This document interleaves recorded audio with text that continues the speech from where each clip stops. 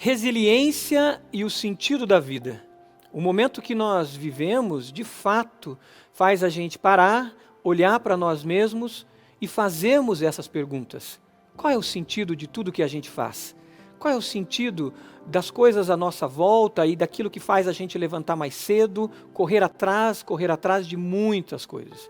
Eu te convido a caminhar comigo hoje em Filipenses capítulo 3. Nós estamos na jornada da resiliência, estamos caminhando nessa carta de Paulo aos Filipenses, estamos aprendendo juntos nessa carta.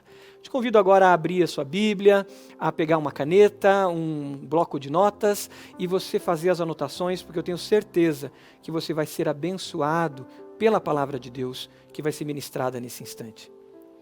Filipenses capítulo 3, resiliência e o sentido da vida. De fato, o momento atual faz a gente olhar para nós e fazemos essas perguntas. Muitas pessoas passam pela vida e não fazem essa pergunta. Qual é o sentido da vida? Qual o propósito da minha vida? Muitas pessoas vivem como o apóstolo Paulo mesmo fala, como viviam muitos dos gregos. Eles diziam o seguinte: comamos e bebamos, porque amanhã morreremos. O sentido da vida para eles era curtir o momento, curtir o agora. Comer e beber sem se preocupar com o amanhã. O apóstolo mesmo diz em outras circunstâncias, dizendo que para essas pessoas, o Deus dela era o ventre delas. Existem outras pessoas também que olham para a vida e dizem que essa vida não tem sentido. E eles dizem que o sentido está em outra vida. E que não vale a pena viver essa vida aqui. E a gente tem que se lançar para outra vida. Alguns vivem assim, dizendo que a gente está aqui pagando os pecados. Que a gente está aqui numa relação kármica, numa relação de purgatório. E a gente está aqui para sofrer as consequências dos nossos pecados em outras vidas. Mas esse tempo é tempo para a gente perguntar sim sobre o sentido da nossa vida. Eu estava pesquisando, vendo alguns materiais e vi um livro muito interessante do Viktor Frankl. Viktor Frankl é o criador da logoterapia e o Viktor Frankl ele fala sobre o sentido da vida. Antes mesmo dele ser prisioneiro em campos de concentração, ele já pesquisava sobre como as pessoas lutam contra os problemas da vida e depois ele se torna um prisioneiro em campos de concentração. Ali, Viktor Frankl, ele medita sobre o sentido da vida. E ele escreve muitas obras ligadas a esse tema. Mas o Frankl, ele diz algo muito interessante. Ele diz que o sentido da vida é individual. Cada pessoa tem o seu sentido de vida. Ele diz que perguntar sobre o sentido da vida é como perguntar para um grande vencedor de jogos de xadrez, ou uma pessoa que joga xadrez, perguntar qual é a melhor jogada. E ele diz que se a gente fizer essa pergunta a um campeão de xadrez, ele vai dizer, não tem como dizer. Isso depende muito das circunstâncias, de como as peças estão arranjadas. Não dá para dizer. Cada situação tem uma jogada específica. Frankl pensava assim. Mas o apóstolo Paulo aqui em Filipenses traz uma proposta diferente da de Frankl. Ele diz que tem sim um sentido que é universal, é um sentido de vida que é para mim e é para você, e que é para qualquer pessoa, qualquer ser humano que habite esse planeta, que habite esse mundo. Eu lembro de alguns amigos meus que fizeram essa pergunta em momentos difíceis da vida dele. Lembro de uma amiga, colega de trabalho, que estava passando por uma situação muito difícil de relacionamento, muita pressão. E em determinado momento ela resolve perguntar sobre isso, ela começa a questionar sobre a vida dela e ela resolve fazer uma viagem para o noroeste da Espanha, se eu não me engano, onde está ali, tem o caminho de Santiago. E ela faz uma viagem, chegando ali, eu acho que a partir de Portugal, de 250 quilômetros a pé. 250 quilômetros a pé. Ela estava em busca do sentido da vida. Lembro de uma outra pessoa mais recente, que também, passando por várias lutas, dificuldades, ele se questiona sobre o sentido da vida, e ele também vai lá para Santiago, e ele faz um caminho, que é um caminho que vai a partir da França, de 800 quilômetros de caminhada. Ele estava em busca do sentido da vida. Paulo, o grande apóstolo das nações, ele viveu essa busca do sentido da vida em várias circunstâncias da vida dele. Primeiro, ele viveu isso como religioso.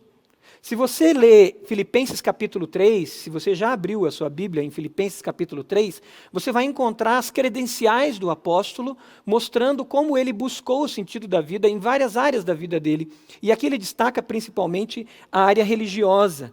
Versículo 5 de Filipenses 3, ele diz: eu fui circuncidado no 8º dia de vida. Eu pertenci ao povo de Israel, à tribo de Benjamim. Sou um verdadeiro hebreu, quanto à lei, sou fariseu. Ele buscou o sentido da vida dele na religiosidade. Ele também buscou na filosofia. Em outros textos ele diz: eu fui instruído aos pés de Gamaliel. Paulo não só conhecia tudo sobre a religiosidade dos hebreus, dos judeus, mas ele também conhecia muito da filosofia grega. Mas não só isso, ele também buscou o sentido da vida dele em causas políticas. E misturou essa realidade religiosa com a política, e ele teve autorização como militar para perseguir cristãos. Se você ler o livro de Atos, você vai encontrar isso. Ele é aquele que estava ao lado do primeiro mártir cristão, que foi Estevão. O texto diz lá em Atos que Paulo consentia com a morte de Estevão. Ele tinha autorização para matar. Buscou o sentido da vida na religião, sendo um bom religioso. Ele diz no versículo 6 que quanto ao zelo como bom religioso, ele foi um perseguidor da igreja.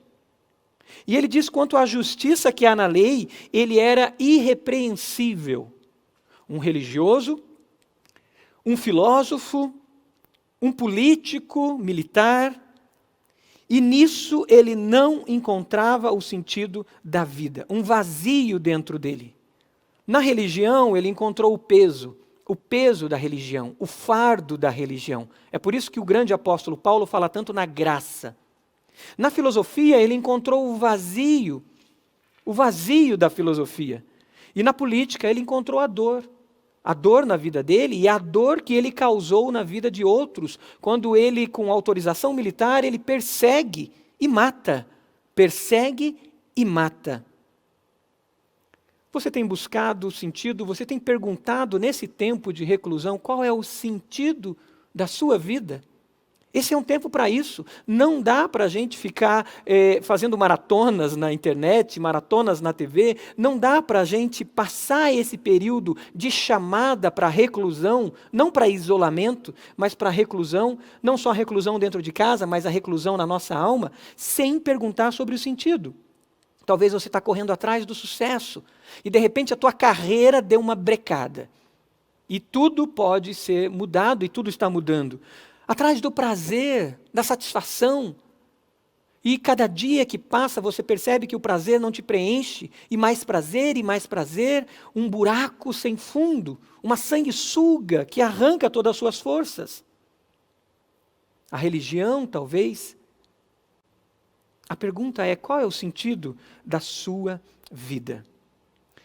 Nessa carta, principalmente no capítulo 3, que eu creio que é o auge da carta de Paulo aos Filipenses, dessa carta que estamos chamando de carta da resiliência, nessa carta ele revela o sentido da vida, não que ele tenha encontrado, e aqui é algo muito importante, nós não conseguiremos encontrar o sentido da vida pelas nossas próprias forças, não que ele tenha encontrado, mas ele foi encontrado pelo sentido da vida.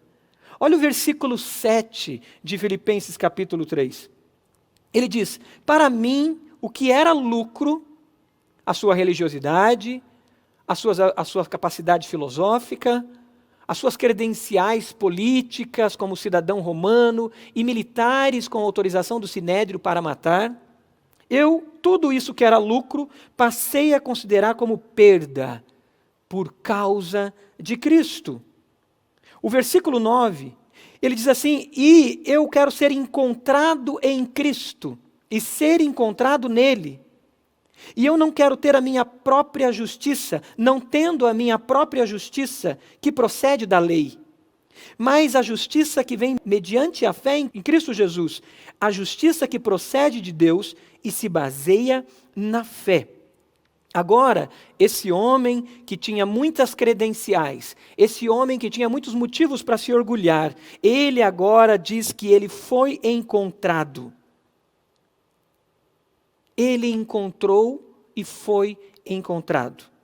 Essa história acontece lá no livro de Atos, quando ele, a caminho de Damasco, raivoso, um político raivoso, um religioso raivoso, unindo essas duas áreas da política e da religião, ele vai ao encontro de cristãos para perseguir, em nome da sua religião. Mas um buraco havia dentro daquele homem. E aquele homem chamado Saulo, e depois se torna a se chamar Paulo, ele cai em terra. E ele é encontrado pelo sentido da vida. Tudo escurece, uma grande luz aparece, e ele ouve uma voz. Saulo, Saulo, por que você me persegue? E ele diz, quem é, Senhor? Eu sou Jesus. Jesus de Nazaré, a quem você persegue. Ele perseguia, sim, através da religiosidade, ele perseguia, sim, através da filosofia, ele perseguia, sim, através da política, das ideologias, da união da política e da religião, mas um buraco estava dentro dele. Versículo 9 fala que ele quer ser encontrado, e ele foi encontrado. O mundo parou para Saulo, para Paulo naquele momento. O mundo parou agora. A pergunta é, você parou? A pergunta é, eu parei?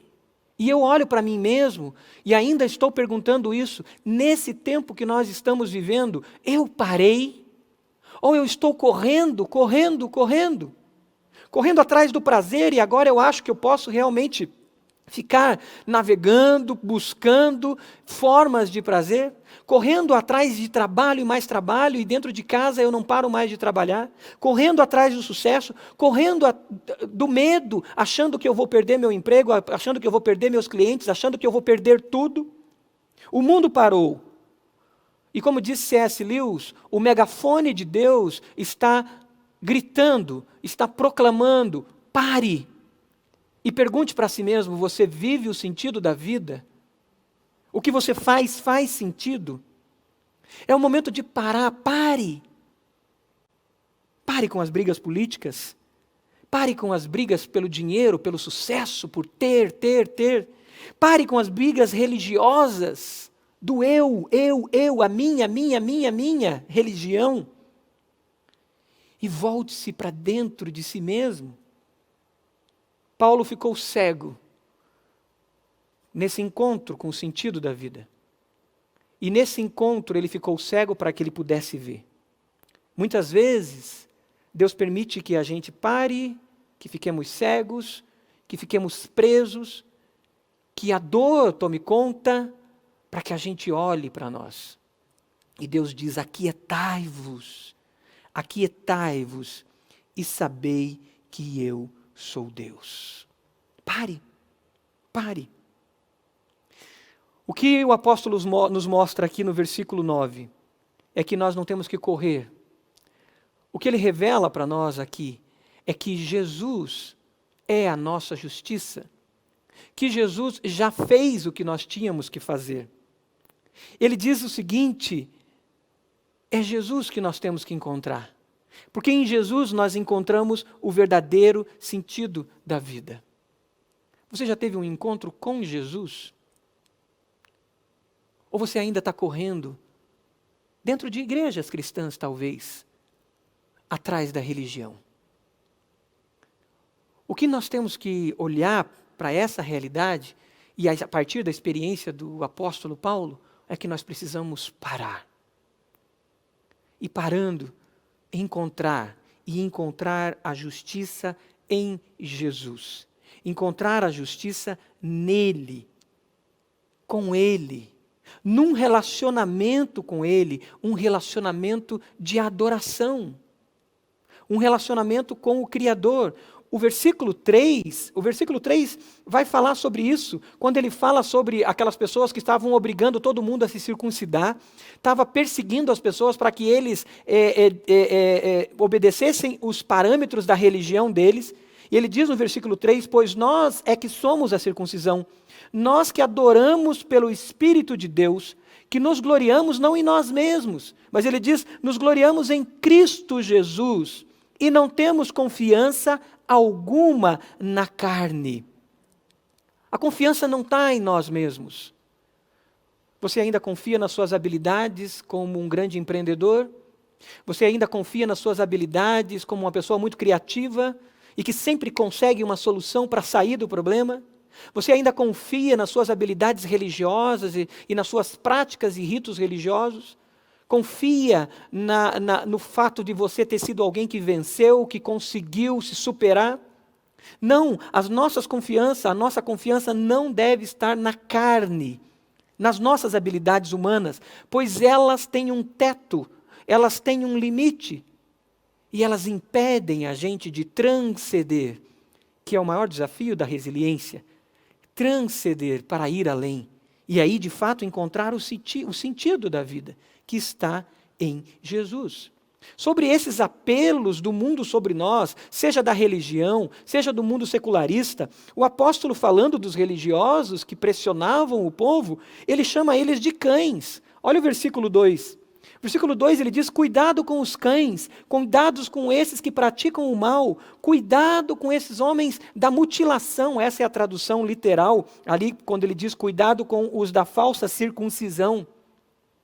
Ele diz o seguinte, esses homens estão como matilhas de cães que caçam, que estão farejando aonde tenha possibilidade de caça para aprisionar essas pessoas.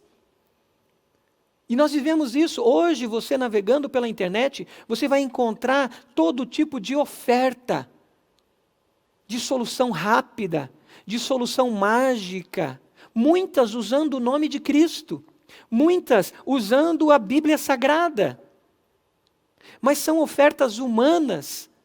E elas estão vendendo você mesmo, a sua autossuficiência, e não a cruz de Cristo. Líderes e mais líderes perseguindo como cães farejadores. E ele diz, cuidado com esses cães. Ele diz, esses legitimam o mal. Aqui o texto diz que eles praticam o mal. Quantos nós vemos religiosos mesmo, bravejando, com a boca espumando, se alegrando com a maldade, se alegrando com o mal, e usando a religião para legitimar aquilo que é errado e aquilo que é mal. A filosofia, as propostas humanistas, e as propostas seculares, hedonistas, de prazer, de mais prazer e de mais prazer. Cuidado, ele diz. Eles são perigosos. É por isso que, no início do capítulo 3, ele diz, escrever-lhes de novo as mesmas coisas não é cansativo para mim. E é uma segurança para vocês. O versículo 1. Ele está repetindo. E é por isso que a gente não se cansa de repetir o Evangelho, a boa notícia que é Jesus, a obra de Jesus na cruz, e que a nossa justificação não está em nós mesmos, não está na nossa performance religiosa, mas está em Cristo Jesus, que morreu por nós na cruz.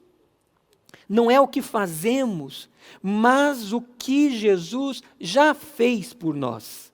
Mateus 11, 28, Jesus nos chama. Ele diz o seguinte, Jesus dizendo, venham a mim, todos os que estão cansados e sobrecarregados, e eu lhes darei descanso. Tomem sobre vocês o meu jugo e aprendam de mim, pois sou manso e humilde de coração, e vocês encontrarão descanso para as suas almas. Pois o meu jugo é suave e o meu fardo é leve. O mundo está oferecendo jugos. O jugo do hedonismo e do prazer, o jugo do consumismo, o jugo das religiões que pesam sobre os seus ombros, o jugo das filosofias que geram mais vazio, o jugo da política e da ideologia que prende e amarra, mas o sentido da vida não está aí. E agora, o que faz Paulo correr? Ele diz no versículo 10, quero conhecer a Cristo. Isso me move, isso me faz levantar de manhã, isso me faz viajar quilômetros como ele fez entrando na Ásia Menor, correndo risco de vida, depois sendo direcionado para leste, para a Europa, depois entrando dentro do Império Romano com risco de vida. Ele diz, me faz correr sim, e o meu desejo, versículo 10 é, quero conhecer a Cristo, ele diz. Agora ele deixa tudo para conhecer a Cristo. Aqui não é conhecimento intelectual, aqui não é conhecimento religioso, mas é um conhecimento de relacionamento. Relacionamento com Cristo. É por isso que o versículo 1 ele diz, alegrem-se, porque bons relacionamentos trazem alegria. Nós sabemos disso na nossa vida, mesmo nos relacionando com pessoas que não são boas, pessoas que são falhas. Mas bons relacionamentos são bons, são agradáveis, não são? Agora você imagine se relacionar com Jesus, nosso Senhor e Salvador, aquele que deu a vida por nós na cruz do Calvário.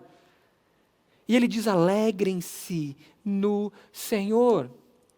Relacionamento. Ele diz, eu quero então conhecer a Cristo. Então mesmo dentro de 4 paredes, numa prisão, nada impede ele de ter um relacionamento. Podem tirar de nós os nossos cultos, podem tirar de nós os nossos bens, podem tirar de nós as nossas conquistas, podem tirar de nós as nossas roupas, podem tirar de nós a saúde. Mas nada tira de nós um relacionamento profundo com Jesus. Talvez você está nesse instante vendo as coisas irem embora, e parece que estão tirando tudo, não está sobrando nada quase. Saiba que o teu relacionamento com Cristo, que te dá sentido e sentido à sua vida, e esse sentido é para mim, para você e a qualquer ser humano nesse planeta, esse ninguém tira. E busque então viver esse relacionamento. E ainda ele diz, o que mais me faz correr? Aí o versículo 10, ainda ele continua, o poder da ressurreição. Ele buscava viver, experimentar esse poder da ressurreição. Para o apóstolo, a ressurreição de Jesus não era simplesmente um fato histórico que foi visto por centenas de pessoas, Jesus ressurreto, e que moveu aquele povo realmente a viver e a se entregar a Jesus. Não era só um fato histórico, mas era um poder atuante, e o apóstolo queria viver aquele poder. O poder da ressurreição. Se você virar uma página aí na sua Bíblia, e ir de Filipenses para Colossenses capítulo 3, você vai ler sobre esse poder. Olha o que diz Colossenses capítulo 3. O texto de Colossenses 3 diz assim, portanto, já que vocês ressuscitaram com Cristo, olha esse poder que atuou naqueles que encontraram o sentido da vida, que é Jesus. Ressuscitamos com Cristo. Romanos 6 fala que quem se encontrou com Jesus, quando ele é batizado, ele ao mergulhar ali, Romanos 6 diz que ele foi sepultado com Cristo. E Romanos 6 diz que quando nós saímos daquele batistério, saímos das águas, aquilo representa que nós ressuscitamos com Cristo. Talvez você não foi batizado ainda. Quando você for batizado, declarando Jesus na sua vida, é isso que você vai dizer publicamente, eu ressuscitei com Cristo. E aí Colossenses 3 diz, vocês que já ressuscitaram com Cristo, procurem as coisas que são do alto, onde Cristo está assentado à direita de Deus. Mantenham o pensamento de vocês nas coisas do alto e não nas coisas terrenas. O meu sentido está no alto, está com Cristo que já ressuscitou, porque eu já não sou deste mundo, eu sou de Cristo. E o versículo 3, pois vocês morreram, e agora a sua vida está escondida com Cristo em Deus. A sua vida está guardada. Se você tem Jesus, ela está protegida. Mesmo que as tempestades venham, as lutas venham, o teu sentido está fora. E é por isso que Deus tem te dado resiliência para avançar. O teu sentido é muito maior, o teu sentido de vida. E ele diz então, eu quero conhecer a Cristo. E depois ele diz, eu quero experimentar o poder da ressurreição. É por isso, então, que no versículo 7, ele diz que ele considera tudo perda por causa de Cristo. O versículo 8, ele diz: mais do que isso, considero tudo como perda, comparado com a suprema grandeza do conhecimento de Cristo Jesus, meu Senhor. Por quem perdi todas as coisas. Eu as considero como esterco para ganhar Cristo, porque ele já morreu. O encontro com o sentido da vida implica deixar pesos, deixar embaraços, deixar o que nos prende a propósitos mesquinhos nessa vida. E agora ele encontrou o verdadeiro sentido. Mas ainda ele diz, no final do versículo 10, conhecer a Cristo, o poder da ressurreição e a participação em seus sofrimentos, tornando-me como ele em sua morte, para de alguma forma alcançar a ressurreição dentre os mortos. Agora, o sofrimento não tem mais o sentido de me jogar para baixo. O sofrimento não tem mais um sentido de fazer com que eu perca as esperanças. Mas o sofrimento tem um sentido de aperfeiçoamento, de me levar e me tornar transformado cada dia à imagem de Jesus. É por isso que Tiago, ao escrever sobre as lutas e provações, ele diz: tende grande alegria quando passardes por provações. Por quê? Porque para quem encontrou o sentido da vida, quem encontrou-se com Jesus, encontrou o verdadeiro sentido da vida e se rendeu a Jesus e se entregou totalmente a Ele, agora as provações têm um sentido maior de produzir crescimento e a glória de Deus. A gente não busca o autoflagelo, a gente não busca o sofrimento, a gente não quer viver em sofrimento, mas quando passamos por ele, nós olhamos e dizemos: Deus, para quê? A gente não fica se vitimizando, dizendo: por que eu? Por que eu? A pergunta do porquê eu é uma pergunta muitas vezes muito orgulhosa. Porque é como se a gente dissesse: por que eu bati o carro? Porque eu sou melhor do que o outro? É uma pergunta de orgulho. Mas a pergunta que a gente faz é: Senhor, para quê? Qual é o seu propósito? E a gente começa então a deixar Deus agir em nossas vidas. Começa a permitir que o Senhor haja em nossas vidas. E a gente vai para Jesus. E a gente aprende com Jesus que Ele passou pelos sofrimentos que nós passamos. E Ele desenvolveu a resiliência que Ele está desenvolvendo em nós para que a gente avance. Eu gosto do exemplo que a gente está usando na jornada da resiliência, que é aquele atleta do salto em vara. Quando aquela vara, aquela ferramenta que ele usa, ela enverga. A vara enverga. Se você olhar na imagem, você vê que aquela vai envergando o máximo.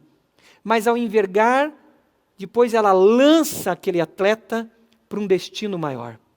Quem tem em Jesus o alvo, mesmo que ele sofra, ele é lançado para um destino maior. Filipenses 2 mostra como Jesus envergou ao máximo. Filipenses 2 fala que ele, embora sendo Deus, não considerou ser igual a Deus, ele foi envergando. E aí depois diz Filipenses 2:7 que ele esvaziou-se a si mesmo e veio a ser servo, envergou ainda mais. Filipenses 7 diz que ele se tornou igual a nós, seres humanos, envergando ainda mais. E ele, sendo encontrado na forma humana, humilhou-se a si mesmo e foi obediente até a morte e morte de cruz. Mas depois diz que ele foi exaltado à mais alta posição, para que todo nome se dobre diante de Jesus. Eu não sei talvez como você está, mas o Espírito Santo de Deus está com você. E Ele está falando com você agora. Primeiro, para te levar ao verdadeiro sentido da vida, que é Jesus.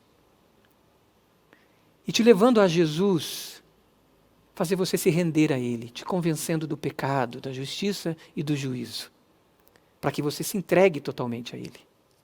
E se entregando a Jesus, você poder conhecê-lo, experimentar o poder da ressurreição, que é essa transformação diária, essa transformação constante, experimentando isso. As lutas que vêm e que possam vir, você olhe para elas com resiliência.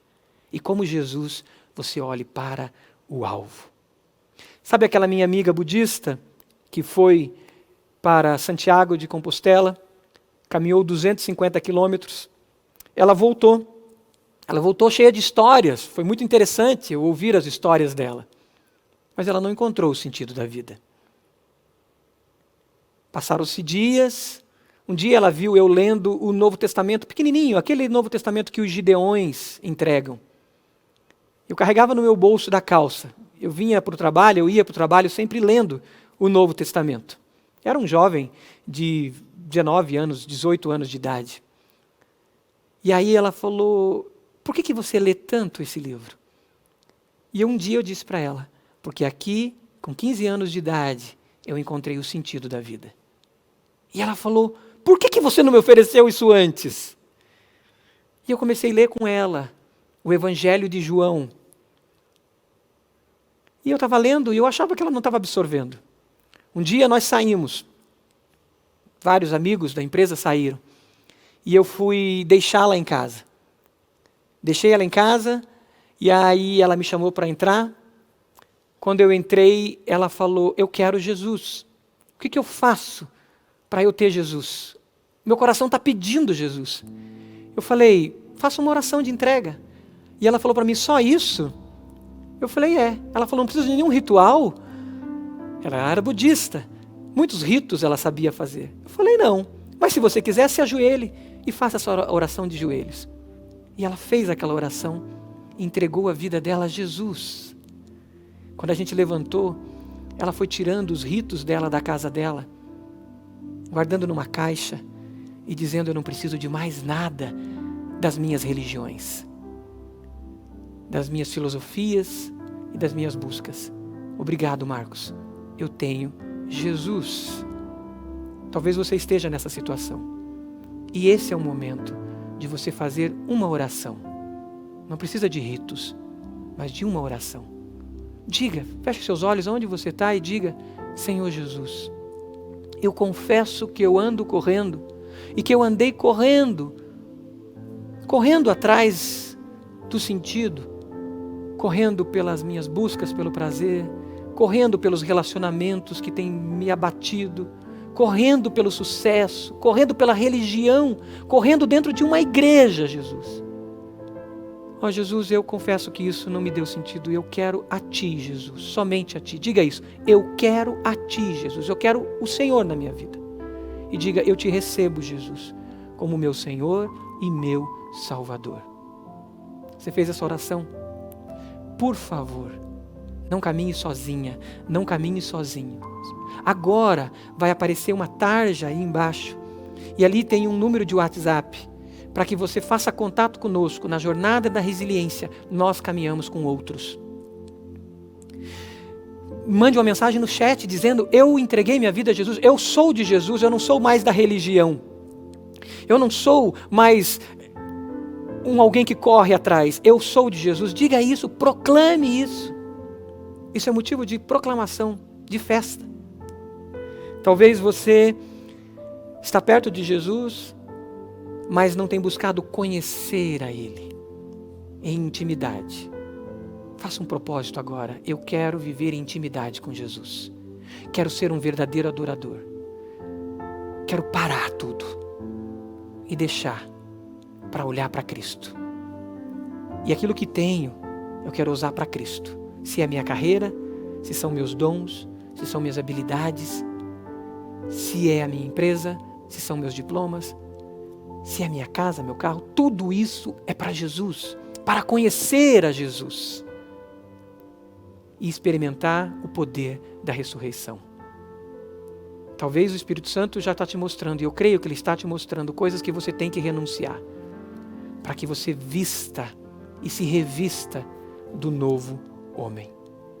Colossenses 3, que nós lemos, diz, abandonem todas as coisas que são carnais. A ira, a indignação, a maldade, a maledicência, o furto, a linguagem indecente, e se revistam do novo homem, da nova pessoa que se reveste pelo poder da ressurreição. Que Deus continue falando ao seu coração e que você experimente a cada momento o poder da ressurreição e que nos sofrimentos você se alegre sabendo que Jesus está trabalhando em sua vida para ser mais parecido com Ele. Deus abençoe.